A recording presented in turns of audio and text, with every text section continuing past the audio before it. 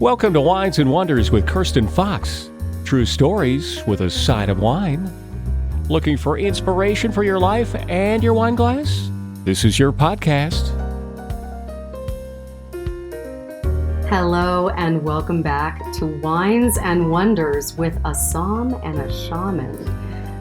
In perpetuity now. That's Dannielle's here in the studio with me forever. And ever. I'm so happy to have her. Yeah. I was so all alone, and now I've got someone who can put everything in perspective from a completely different perspective than I normally have. So it's great. So welcome. And we're here on our second episode of talking about the end of life, things that come up, particularly in conjunction with my experience with my mom. And if you missed yesterday's or last time's show, my mom got diagnosed with dementia and early onset. So she was in her 60s. And so as she got this news and had an emotional reaction, obviously at the beginning of hearing it, then went straight into logistics of what paperwork she needed. And then also talked about where she wanted to go, because apparently she'd always wanted to go to Panama in her life. And she now had a timeline that she needed to complete that within. And so she had asked us, her three daughters, to join her on a trip to Panama. So that's where we really kind of wrapped up the last show. And so here we are, starting again and talking today about an interesting subject that may put the hairs on the back of your neck up a little bit. Yep. So I guess what I'll do is start with the trip to Panama, and really my mom, man, that woman, I can see a little of her in me. She doesn't beat around the bush a long time. She pretty much lays it out on the line pretty quickly. So we flew down to Panama and checked into our hotel in this old, beautiful part of colonial Panama, and went upstairs for cocktail hour with her beloved Chardonnay. Whatever beloved Chardonnay, it doesn't matter. Whatever it is, it's got to be Chardonnay. Up to the roof deck and to have split a bottle of wine between the four of us and look at the beautiful skyline of Panama from where we were, and just really revel in this amazing trip we were going to be on together.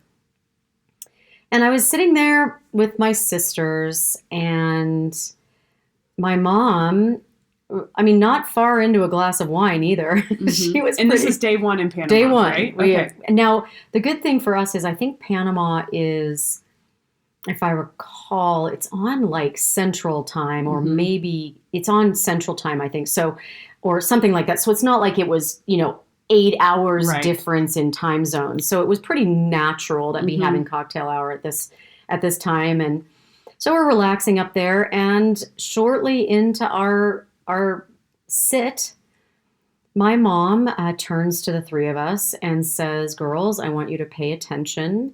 I have something I want to tell you." And, she doesn't usually announce things like that. Right. It's pretty like, okay, face mom and grab a big gulp of wine.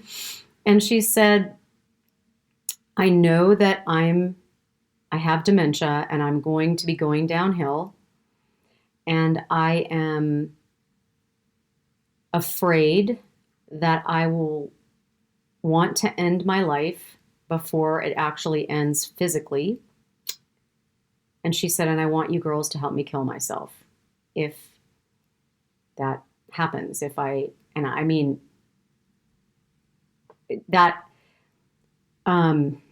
will actually say, I just made that sound a lot more intelligent than it actually was. She didn't say it like that. She said, "Girls, I have dementia, and if I get to a point where I don't know who I am and I don't know who you are, I want you to help me kill myself." That was much more of what came out. So she didn't set it up. Intellectually making it sound like it was very, yes. So So as a daughter, hearing that and being down there and with my sisters, she made it very clear. She said to us, I'm telling you all at the same time, I do not want any one of you to think this isn't what I want to happen. I want you to be all in line with this and to understand I do not want to be in my body when I do not know who you are, who I am, and I don't want to use my money that I have left to have people take care of me in a location of a hospital where I don't know what's going on and all the money's going to some place that is taking care of me when I don't even want to be here anymore. Mm-hmm. And it was very clearly, it was about, a lot of it for her was about the financial part. She just, I assume this would happen with any mother who has money to give to children at the end of their lives, if they're lucky enough to have that situation. They would rather not have it spent when they don't even know what's going on. And I can relate as a mom to that in wholeheartedly. So there we were, hearing this and having her tell us, and so there I am. So Dannielle, Yeah. here's the family, 3 girls sitting up there and mom telling us this. So, we're going to go into what that means. Because there is so much of what that means in terms of so many different levels. Mm-hmm. Mm-hmm. All kinds of levels, legal levels, right to die levels. When does a person have the right to make that decision? When don't they have the right to make that decision? Do they ever not have the right to make that decision? This is a fascinating topic, really. I definitely started to get into it because as I said in the last show, I became my mom's healthcare agent. Yeah. And so as she announced this, I definitely started to do some research, and she was already a member of, for example, there's an organization called the Hemlock Society. And there's a chapter in San Diego, and they meet. And I don't know if you all know this, but I think it was Socrates. Socrates? Yeah. Who used hemlock to kill himself, a poison hemlock that he used to kill himself. Mm-hmm. I think maybe I should have looked that up. I'm just remembering that from my studies in high school. Right. I think it was Socrates who used hemlock to kill himself. Well, I think Romeo and Juliet definitely. Did they use hemlock? Hemlock? Oh, they did. Yeah. Oh, I didn't know that. Yeah. So anyway, so I started going with my mom to these Hemlock Society meetings when I would visit her, if there happened to be one, and try to understand what it meant also to have dementia and to have this wish. Mm-hmm. And so, let's get into it. If I'm looking, I guess because I did the research back then, the Hemlock Society was about allowing people to end their lives when they were ready to end their lives. We're talking about elderly people here, or people who have terminal illnesses, people who are ready to leave their bodies on earth. And I'm not talking about young people in any sense of the word. This is not any kind of a pro let anybody go at any given time. This is for elderly people or terminally ill people. But of course, then is that really what we should be debating? I know I'm sitting here with a shaman going, why are they any different than a normal person? So, so when California at that time had just passed a right to die legislation. My mom lived in California, and the right to die legislation said that anyone with that has been diagnosed by 2 doctors with a terminally ill situation, and they have given this person 6 months to live. That person is then allowed a prescription by one of those doctors that is a pill that they are allowed to take at their discretion. They're the ones that administer it. They take the pill, and they are allowed to take it when they want, and they will then go into a coma, and then their heart stops. And it's very painless in terms of that procedure. Right. So that was what Right to Die said. And when I was there with Mom, and I'm investigating this, and I'm trying to understand more about dementia, there's a huge asterisk on that says patients with dementia cannot use this. So I started to look in on this, and what is this going, because my mom's got this request hanging out there after we got back from Panama. And it turns out that, unfortunately, a dementia patient, once they cross the line from a cognitive state into a place where they are no longer capable of making their own decisions via a test that the doctors do, once they cross that line, that person can't use the California Right to Die legislation, because they therefore are not in their right mind when they're taking the pill. Even if they have said this, my mom, went into all sorts of paperwork and everything documenting what she wanted, but she was a dementia patient. Right. So she could not use this once she crossed over. And she kept talking about what it felt like in her mind and in her body. She said she felt like being trapped, and that every day her skin was closing on her, and she was being trapped in this body that she couldn't get out of. So that is what there are, I think, 7 states now that have Right to Die legislation, and others that are trying to get them passed. There's another organization called Death with Dignity that does a lot of the legislative attempts to try to get these through the legislature. But I think it's 7 now. We've got a great article here. It's the Gallup did a poll in 2018 about Americans' opinions on Right to Die, doctor-assisted suicide, euthanasia, these kinds of things that we're going to talk about today. And so we've got this great article. If you're interested in more, we'll make sure that we've got a link in the show notes on winesandwonders.com, so you can look for that and read all of this interesting data yourself. So I will tell you that the headline of this article is 72% of Americans believe that if the disease can't be cured, a doctor should be able to help end a patient's life by some painless means. That is what 72% of Americans feel right now. Terminally ill. Yes, a disease that cannot be cured. Yep. Yep, which is where the dementia loophole comes in. It sure is. Yep. And they have to be in their right mind. Right.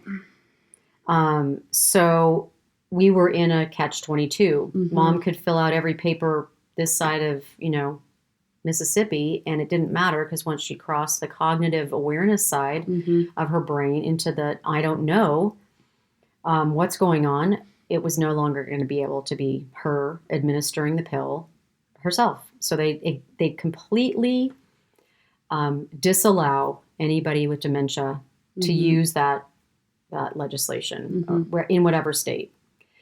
So, okay, then euthanasia. I've talked long enough. What is euthanasia versus a doctor-assisted suicide? So euthanasia is defined as euthanasia involves someone other than the terminally ill patient administering lethal medication and is illegal in the U.S. So euthanasia is actually not somebody taking their own pill. It's somebody else administering the pill or whatever form it is. Right now it's a pill is typically generally how doctor-assisted suicide is. which is illegal Everywhere in the U.S. in the U.S. Yes. So what these organizations in California, I know in Oregon, Washington's another state. Yeah. What they do is they frame it as doctor-assisted suicide.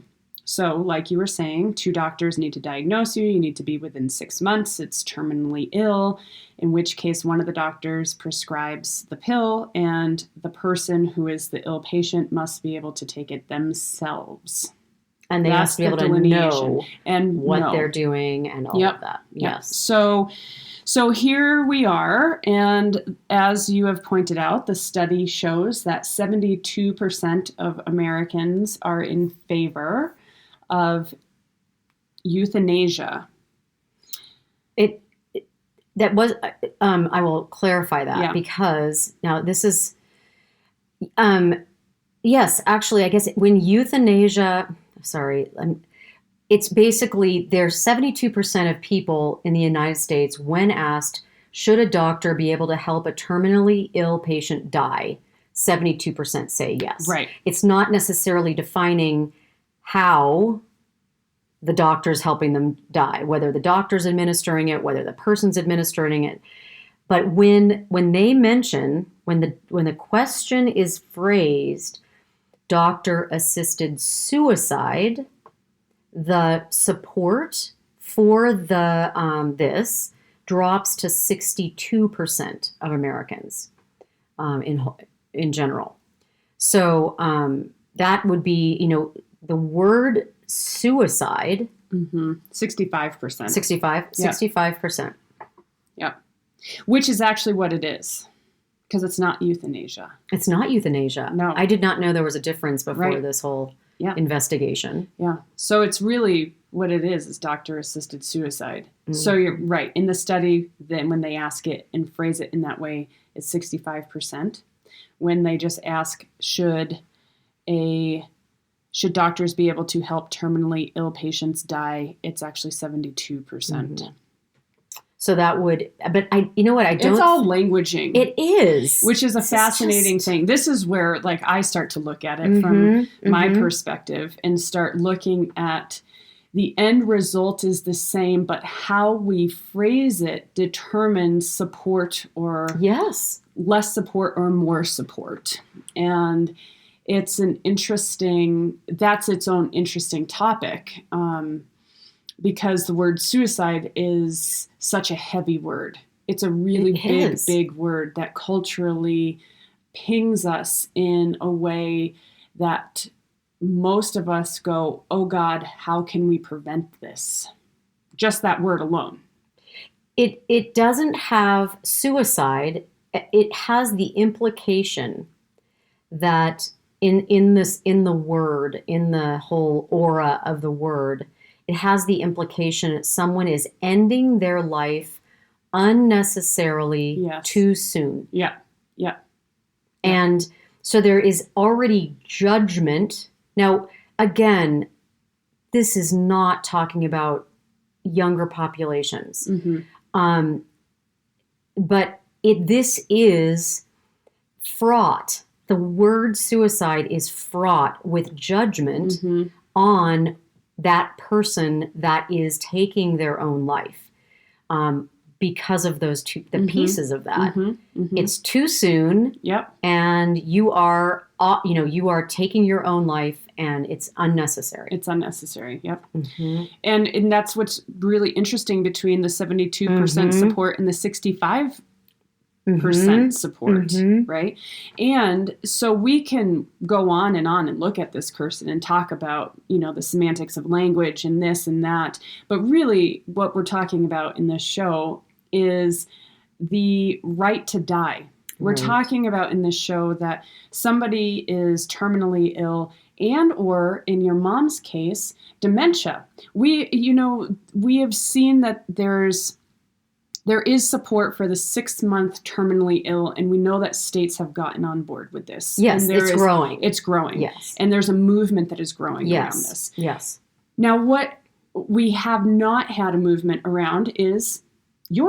case, your mom's case, and the dementia piece, and the piece where now, because, and we talked about this in the last show, I had an interesting sideline perspective because I, as your friend and had worked with you as a client, we have discussed this many times while you were going through it, Right. while you were going through your own personal journey with, parallel to your mom going Right. through her journey. And that she, in Panama, day one, happy hour, turns to the three of you and says, I don't want to live when this happens. Yes. And she was clear. She was in her right mind, and she was very clear, and she had known for herself at a deep level that I do not, A, want to be stuck in my body for 10 plus years. Right. And B, I don't want all my money going to care when I don't know what's going on. And I want to be able to opt out of this quality of life experience. And the catch-22 is, so sorry, Yeah. not you. Even you. though we know this is going to deteriorate the quality of your life, you don't get to.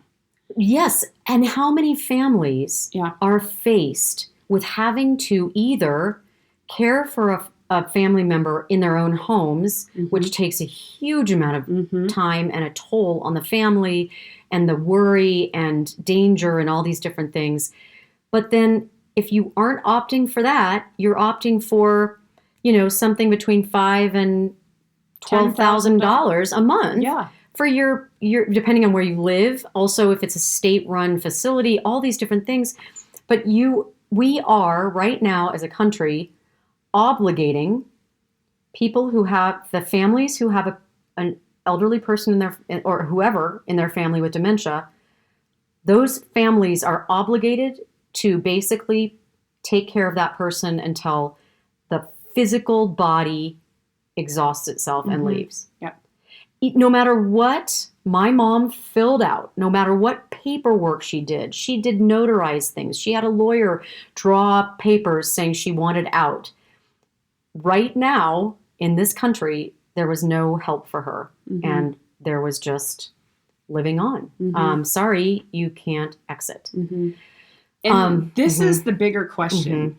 For me, the bigger question that I have from my perspective, from this place where I work with people, and I work with people at a physical level, yes, a mental, emotional level, but a soul level and a spirit level, and working with them as spirit beings that we all are, multidimensional beings that we all are, I start to look at this catch-22 that happens for humanity, frankly, right? We'll get into it in a minute. My question to you is there a country that does support this? And we'll go there next. But we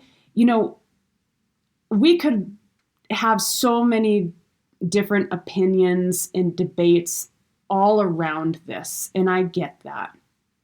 And the question I want to pose is why? Why, where we have so many options to us to choose how we live our life, do we get to this point in our life and take that choice away in this kind of situation? Why? I think this is a great place to take a break. And so think about that question, all of us, collectively, and then we'll come back here in a moment and continue on with the discussion.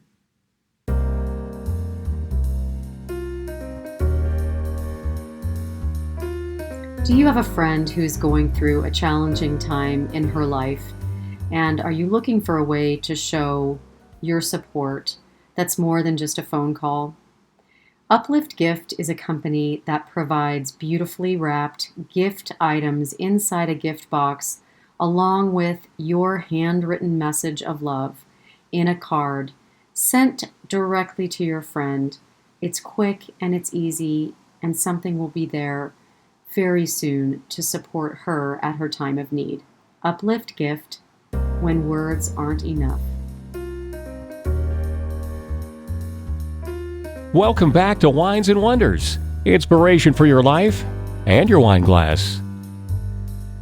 Kirsten and Dannielle talking about really a catch-22 in our society and in others as well, but certainly with a dementia patient, and why someone who, like my mom, who wanted to get ahead of it would be, in essence, hogtied. She was, her rights were taken away from her because she got a disease, not of her planning.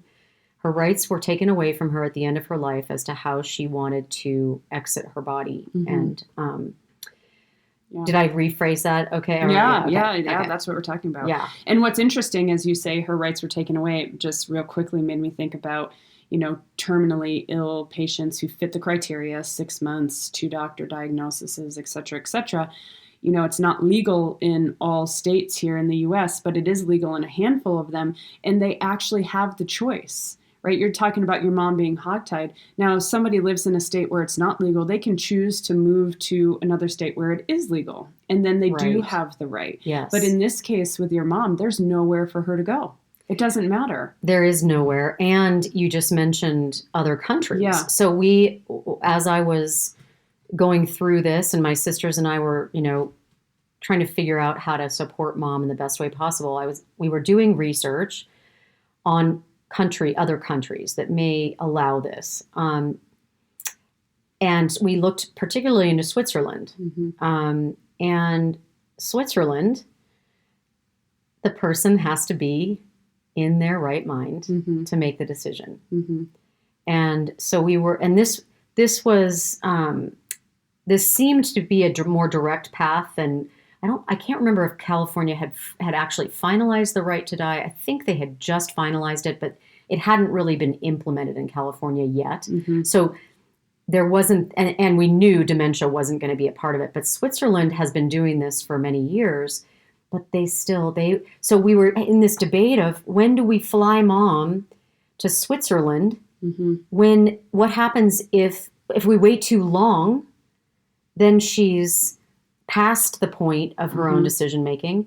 If we fly too early, we've robbed ourselves of time with our mom and in our lives and with our grandkids. And it's awful. In Switzerland, can they choose, even with dementia, to right to die prior to not being in their right mind? Yes. They can. Okay, so this is why Switzerland came into play. Yes, for because you. if we were there, you could go to a clinic, and if they just deemed her in her right mind, she would be allowed to say, I'm ready to exit. Really? Even though it wasn't a 6-month diagnosis?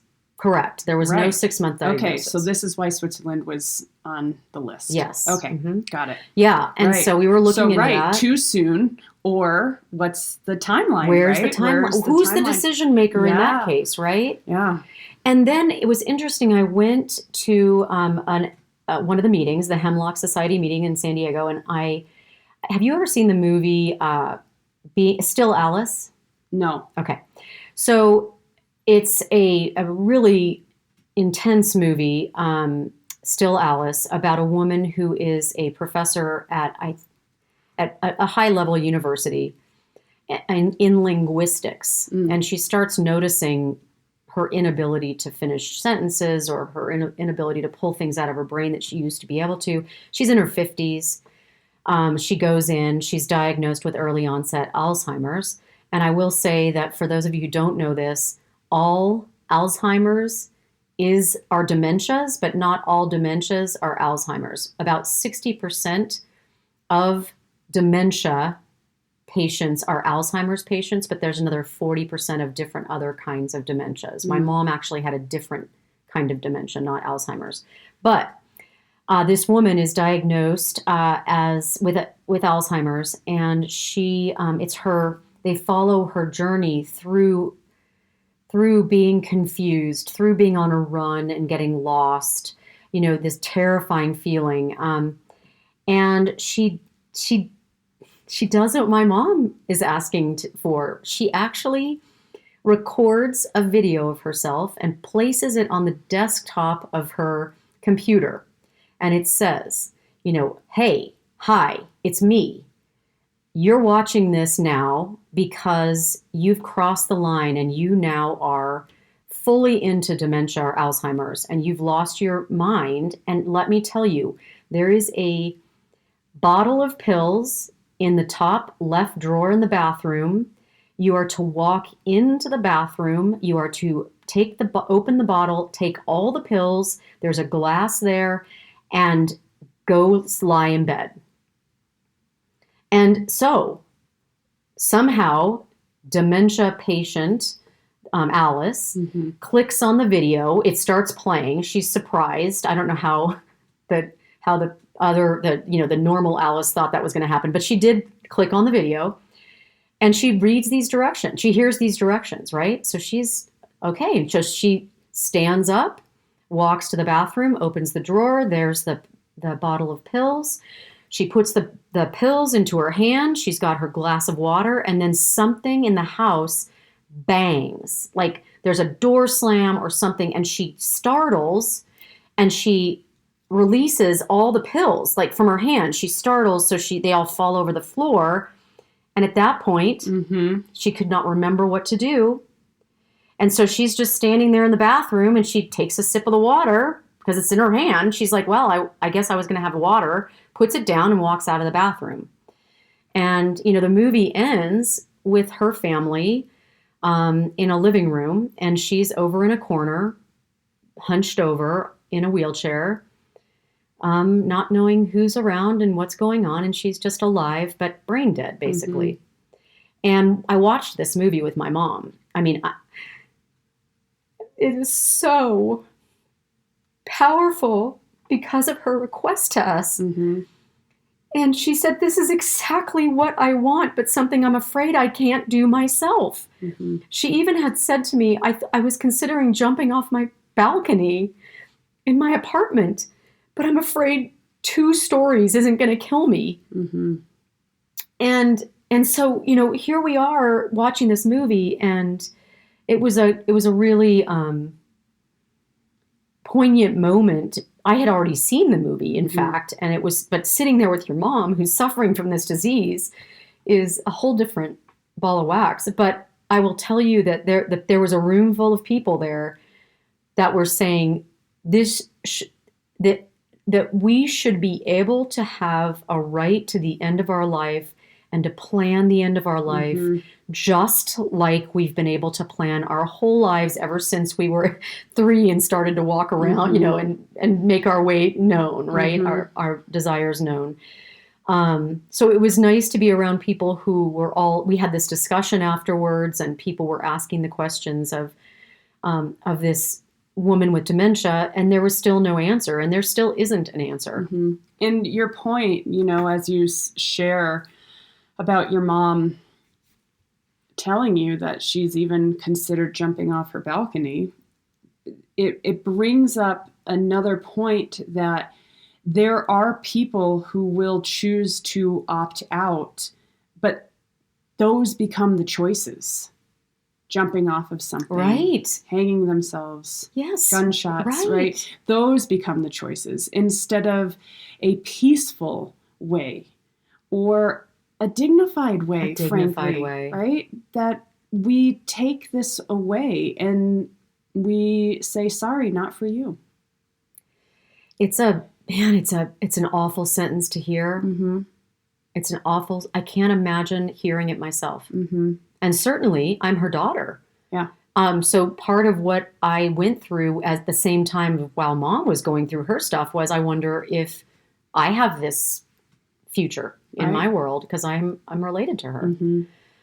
And so, and also her parents died younger. So we don't really know what her history with dementia was in terms of parents, but, I will tell you, it was a torturous process, because if in fact we were going to take the Switzerland route, which was the closest to doing what my mom wanted legally, we had to do it before she crossed that line.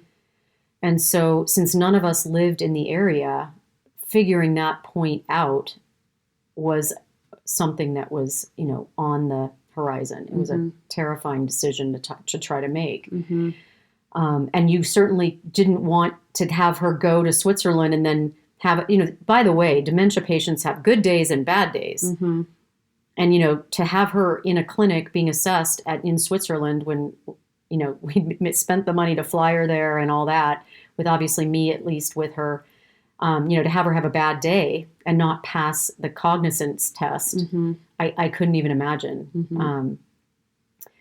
And so it's interesting as the United States is going through this. Did you have a comment? I was just going to ask, because you were so heavily into the legalities and having conversations with doctors and with lawyers and all of those factions of decision makers, is there any movement on this?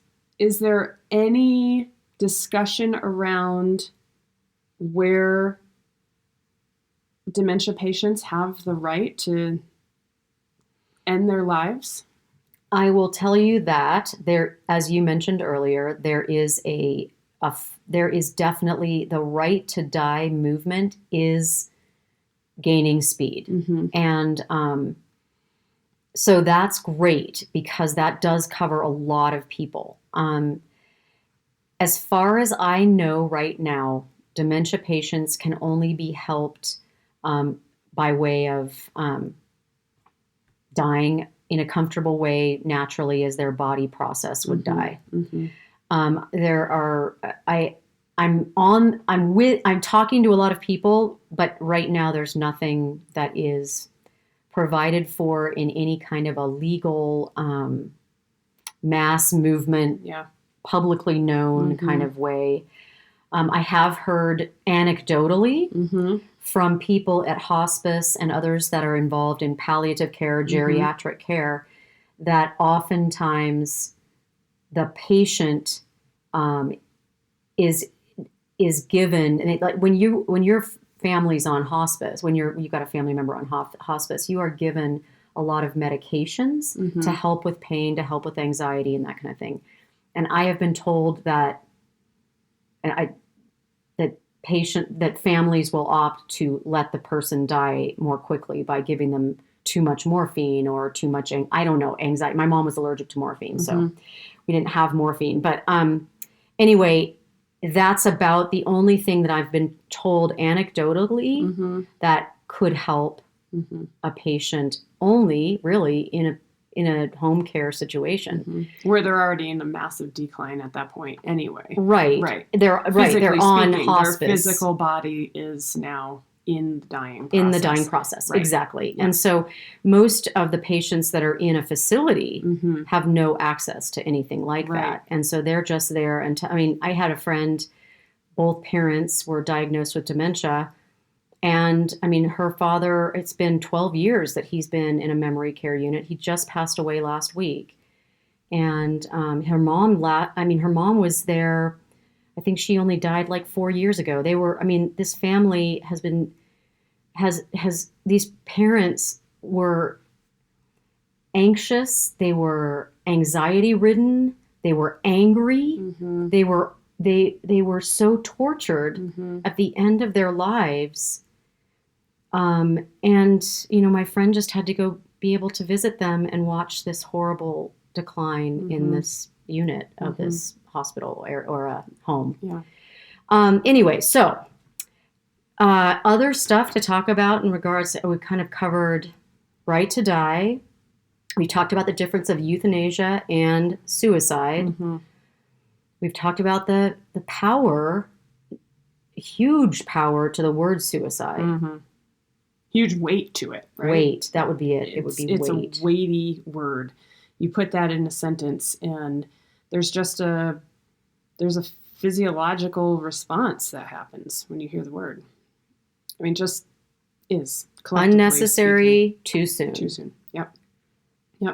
Kirsten, in many of our shows, we kind of wrap with a recap or a resource, or you'll often look at me and say, all right, Dannielle, what do you think? Yeah. Can you give us any advice? I'd love an exercise to help with this. There is not one. On this show, I believe that you and I both knew going into today's topic that it was more of just information and opening a discussion and saying, wow, this is a situation that we have going on in our country, yes, but in the world, really, minus maybe Switzerland. But that's, right. It'd be interesting to talk to people and families who live in Switzerland and see if, do they have family members who have chosen to end their life prior to crossing that line into not being in their right mind, and what is that and how has that been, right? We don't know that information, but no. I think here we are in today's show saying, wow, this is a big topic. We have no answers. You have your personal experience. There's certainly no exercise I can give to say, when this comes up, you can try this. Yeah. There isn't, not in this one. No, it's really an awful current plan for people with dementia that's persisting. That is going to, when you look at the numbers of baby boomers that are going to be hitting this country, one of the studies I read said that by 2040, 23% of the population in the United States is going to be over 65. One out of 4 people. And if we don't, we have to start talking, or we are going to be our hospitals are going to be filled with old people and people that need, cancer surgery or whatever, have a baby. They're going to be like, yeah, sorry, there's a tent outside for you.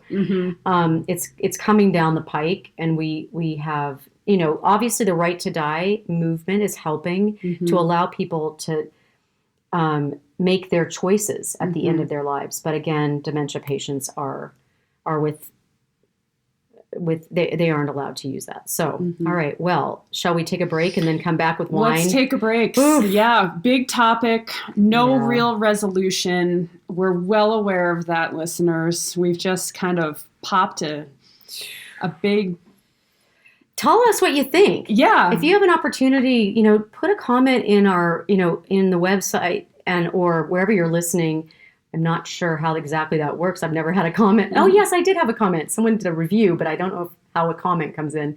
But we're kind of new at this. And so if you want to tell us what you think, we'd love to hear from you. And stay tuned, though. I've got the wine coming up for pairing with this show. Next up, Kirsten's choice for a wine to open after the show.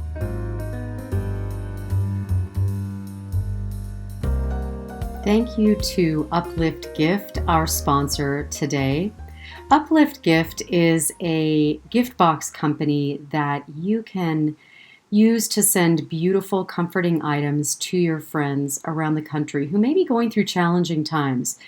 These days, when it is harder to get out and grab a bunch of beautiful things from around different stores in your area and then box them up and get them to the post office, Uplift Gift is there for you to select lovely items, including caramels and beautiful organic teas and a pashmina that you can send to your friends around the country if they need some uplifting. So thank you again to Uplift Gift for sponsoring the show today. Now, what wine will Kirsten choose for your table tonight? Here she is. Welcome back, guys. Kirsten Fox and Dannielle Bryan, and we're going to wrap up the show today on my mom's request to help us she asked us to help her kill herself due to her dementia diagnosis. Eventually, I've got a wine. I literally have a wine to pair with this. So because, as I said, my mom drank Chardonnay and only Chardonnay.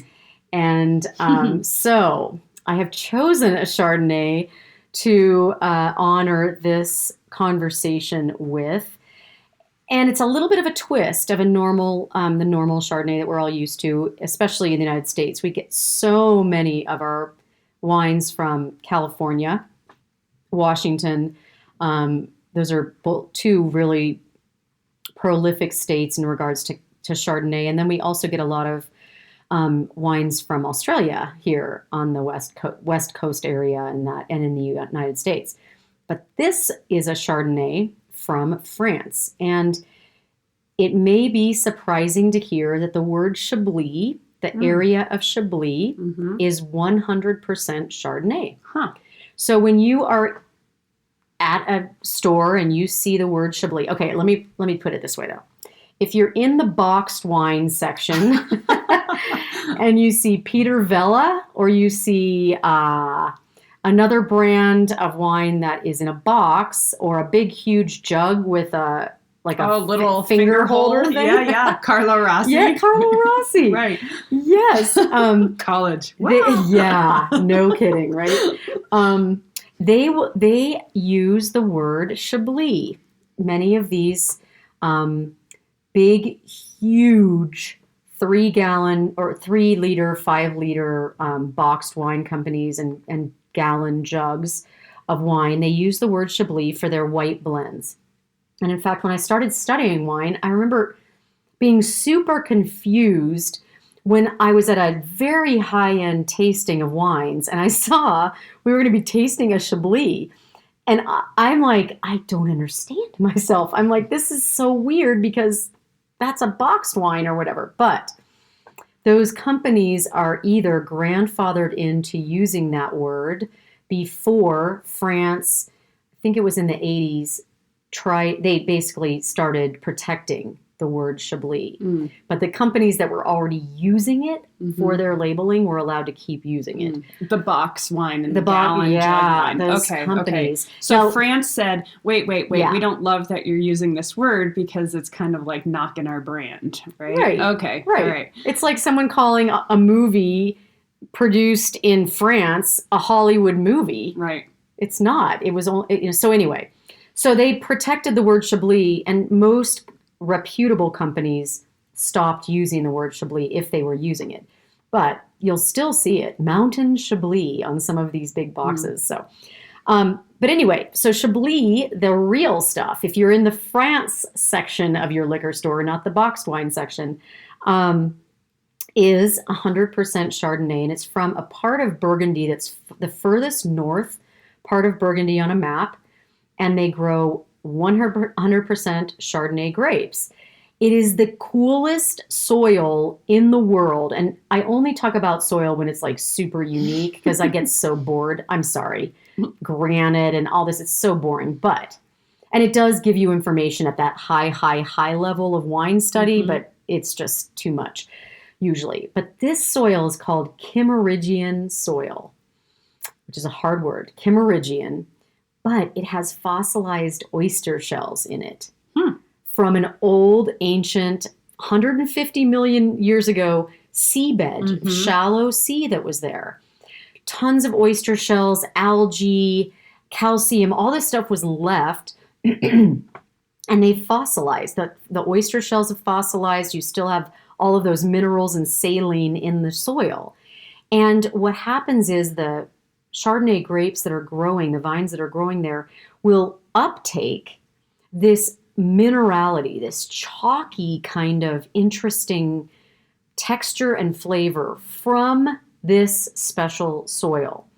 And so, and not only that, but the Chablis region has a less common usage of oak on their Chardonnay wines. So the Chardonnay wines that say come from further south in Burgundy, also that come often from California, and that will have some oak aging, which puts in that, I mean, it's so many amazing flavors, but so that butterscotchy, vanilla kind of, and the unctuous, darker color, and it's just this nice, rich, amazing flavor in your mouth from the oak. But if you withhold the oak, if you don't use oak on a Chardonnay that's well made, you get more of the crisp apple and the lemon kind of zing. And in this case, you get more of that texture and almost that saline kind of freshness off a Chablis Chardonnay. And it is so much better for pairing with food because the oak on a Chardonnay will almost overwhelm anything other than maybe a lobster dipped in butter kind of thing, or crab casserole, that kind of thing. With so the Chardonnay out of Chablis tends to be lighter, and it's more food friendly as well. So there are 4 regions in Chablis. I'll wrap up with this. There are 4 regions, not 4 regions. There are 4 levels of quality of wine in Chablis. There's something called Petit Chablis, which is it's made in the vineyards that are right at the top of the valley. They're almost into the plains around Chablis, and they just don't have the right soil. They're not at the right place, but they make this beautiful Chardonnay at a much more approachable price. So it's called Petit Chablis. Then there are, inside the valley, there are vineyards designated as just Chablis. And that means it's made in the area, it's better vineyards than the ones at the top of the hills, and you're going to pay a little bit more, but these are more refined Chablis. Then there is the Premier Cru Chablis, which are wines that, again, have a finer soil quality in terms of the area, and they produce a more nuanced, complex wine. And then you have the 7 hills. You have 7 Grand Crus that are grown in Chablis, 7 vineyards that are 7 areas that are designated the best of the best. And those wines can start at $150. And many of those wines, interestingly, they will use oak on those. And so I've had a Grand Cru next to a Premier Cru. Most Premier Crus don't use a lot of oak.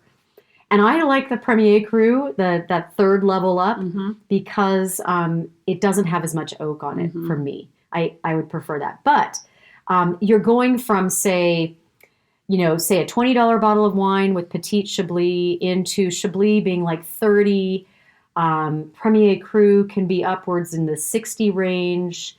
And then Grand Crus, as I said, could be, over $100 easily. So that is our Chablis, our Chardonnay, to honor my mom's request at the top of that rooftop deck in Panama, that we help her end her life if it came to that.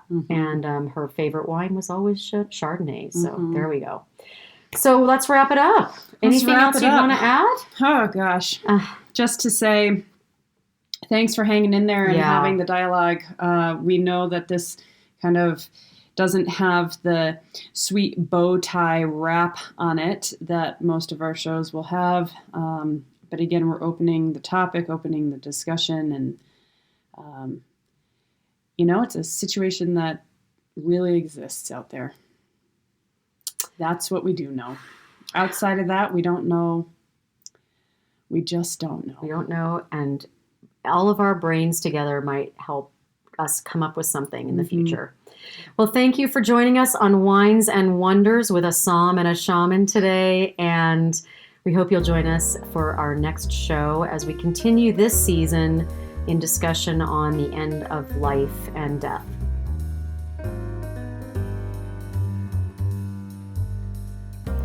We look forward to sharing a new story and wine with you next time.